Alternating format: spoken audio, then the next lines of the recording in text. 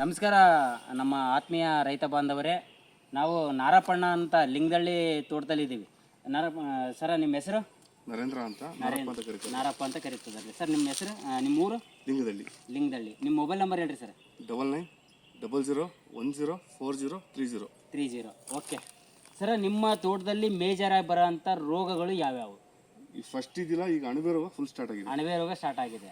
ಎಷ್ಟು ವರ್ಷದಿಂದ ಬರ್ತಾ ಇದೆ ಸರ್ ಇದು ಅಣಬೆ ರೋಗ? ಇಲ್ಲಿ ನೋಡಿ, ಪ್ಲಾಟ್ ತೋರಿಸಿ. ಅದು ಫುಲ್ ಸೇಮ್ ಕಟ್ಟಿರೋದು, ಅದು ಸಸಿ ಕಟ್ಟಿರೋದು ಅಷ್ಟು ಅಣಬೆ ರೋಗ ಬಂದು ಹೋಗಿರೋದು. ಅಣಬೆ ರೋಗ ಬಂದು ಅಷ್ಟು ಅಣಬೆ ರೋಗ ಬಂದು ಹೋಗಿರೋದು. ಅಣಬೆ ರೋಗ ಅದು JCB ಮೇಲೆ ಬಗ್ಸಿ ಮತ್ತೆ ರಿಟರ್ನ್ ಗಿಡ ಕಟ್ಟಿರೋದು.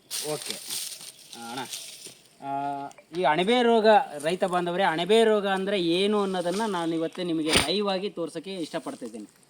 ನೋಡ್ಬೋದು ನೀವು, ಆ ಗಿಡ ಪೂರ್ತಿ ನಿಮಗೆ ಒಣಗ್ತಾ ಇದೆ.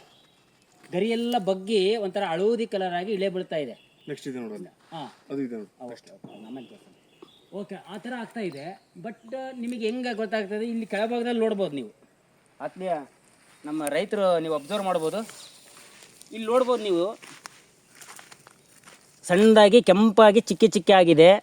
ಆಮೇಲೆ ಲೋಳೆ ಆಕಾರವಾಗಿ ಅದರಲ್ಲಿ ರಸ ಹೊರ ಬರ್ತಾ ಇದೆ. ಈ ಅಣಬೆ ಆಗಿ ಚಿಕ್ಕ ಹೊರ ಬಂದು ಇದರಲ್ಲಿ ಒಂಥರ ಅಣಬೆ ಥರ ಬೆಳೀತಾ ಇರುತ್ತೆ. ಇದು ಅಣಬೆ ರೋಗ. ಈ ಅಣಬೆ ರೋಗ ಬಂದರೆ ಏನಾಗುತ್ತೆ ಅಂತಂದರೆ, ಆತ್ಮೀಯ ನನ್ನ ರೈತ ಬಾಂಧವರೇ, ಸುತ್ತು ಬೇರುಗಳೆಲ್ಲ ಫುಲ್ ಬ್ಲ್ಯಾಕ್ ಆಗ್ತವೆ. ಬೇರುಗಳ ಸಂಖ್ಯೆ, ಬೆಳವಣಿಗೆ ಕುಂಠಿತ ಆಗ್ತಾ ಹೋಗ್ತದೆ.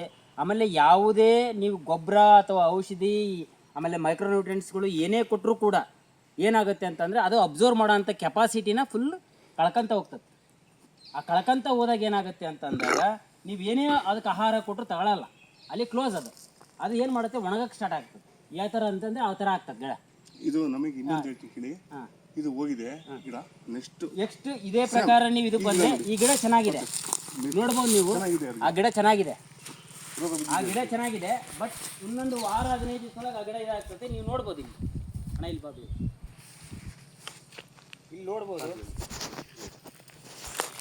ಇಲ್ಲಿ ನೋಡ್ಬೋದು ನೀವು. ರೈತರು ಎಲ್ಲರೂ ಅಬ್ಸರ್ವ್ ಮಾಡೋದು ಕೆಪಾಸಿಟಿ ಇಲ್ಲಿ ಕಾಣ್ತೈತೆ ನೋಡ್ರಿ. ಇಲ್ಲಿ ಬ್ಲ್ಯಾಕ್ ರೆಡ್ ಆಕಾರವಾಗಿ ಹೊರಗಡೆ ಬರ್ತಾ ಇದೆ ನೋಡಿ. ನಿಮಗೆ ರೆಡ್ ಆಕಾರವಾಗಿ ಹೊರಗಡೆ ಬರ್ತಾ ಇದೆ. ಈ ಭಾಗದಲ್ಲೆಲ್ಲ ಇದು ಅಣಬೆ ಹೊರ ಬರ್ತದೆ, ಸುತ್ತದ ಬರುತ್ತೆ ನೋಡಿ.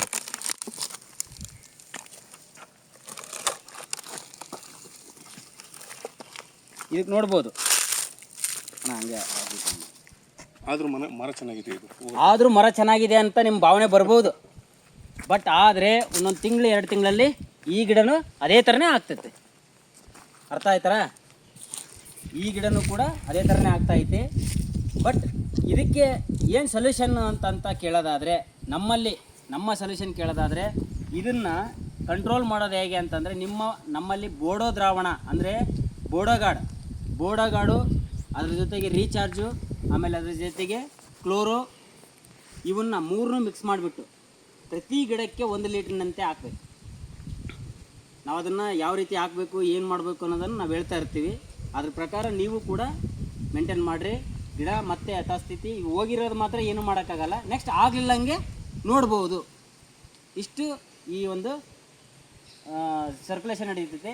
ಇದ್ರ ಜೊತೆಗೆ ನಾವು ಡೆವಲಪ್ಮೆಂಟಿಗಾಗಲಿ, ಆಮೇಲೆ ಕಾಯಿ ಇಳುವರಿಗಾಗಲಿ, ಆಮೇಲೆ ನಿಮಗೆ ಕಾಯಿ ತೂಕ ಬರೋಕ್ಕಾಗಲಿ, ಕಾಯಿ ಉದುರೋದನ್ನು ನಿಲ್ಸೋಕ್ಕಾಗಲಿ, ಇವಕ್ಕೆಲ್ಲವಕ್ಕೂ ನಮ್ಮ ರೋಹಿಣಿ ಬಯೋಕೆಮ್ ಮೈಕ್ರೋ ಇನ್ಪುಟ್ ಕಂಪನಿಯ ಎಲ್ಲ ಪ್ರಾಡಕ್ಟ್ಗಳನ್ನು, ಏನೇನು ಗ್ರಾನ್ಯೂಲ್ಸ್ಗಳು ಏನೇನು ಬೇಕು, ಎಲ್ಲ ಮೈಕ್ರೋನ್ಯೂಟ್ರಿಯೆಂಟ್ಸ್ಗಳನ್ನು ನಾವು ಇವ್ರಿಗೆ ಅಪ್ಲೈ ಮಾಡ್ತೀವಿ.